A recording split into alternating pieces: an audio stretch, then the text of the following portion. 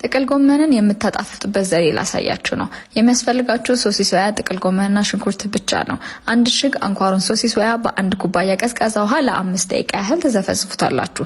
እሱ እስኪመጥላችሁ ድረስ የጋለ መጥበሻ ላይ በደቃቁ የተከተፈ ጥቅል ጎመን እላዩ ላይ ዘይት ታድርጉበትና ቀስ እያላችሁ ትጠብሱታላችሁ። የእሳት መጠኑን መካከለኛ ላይ አድርጋችሁ ጥቅል ጎመናችሁን እየጠበሳችሁ እላዩ ላይ ደግሞ ቅድም ዘፍዝፋችሁ ካስቀመጣችሁ ሶሲስ ሶያ ላይ የምትፈልጉትን ያህል ቀንሳችሁ ተጨምሩበትና በደንብ እያዋሃዳችሁ ተጠብሱታላችሁ።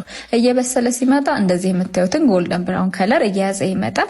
ከዚህ በኋላ ሙቀቱን ዝቅተኛ ላይ ታደርጉትና በሽሪሚሪ የተከተፈ ቀይ ሽንኩርት ትጨምሩበታላችሁ። በመጨረሻም ጨው ትጨምሩበትና በሙቀቱ ብቻ አዋህዳችሁ ታወርዱታላችሁ። ይህንን ጥቅል ጎመን ከፈለጋችሁ በእንጀራ ከፈለጋችሁ በዳቦ መመገብ ትችላላችሁ። በጣም ፈጣን ቀላልና ጣፋጭ የሆነ ሶሲስ ሶያ በጥቅል ጎመን አሰራር ነው። እናንተም በቤታችሁ ሞክሩትና አስተያየታችሁን ንገሩን። በቀጣይ እንድንሰራላችሁ የምትፈልጉትን ሬሲፒ ደግሞ ኮሜንት ሴክሽን ላይ አስቀምጡልን። ባይ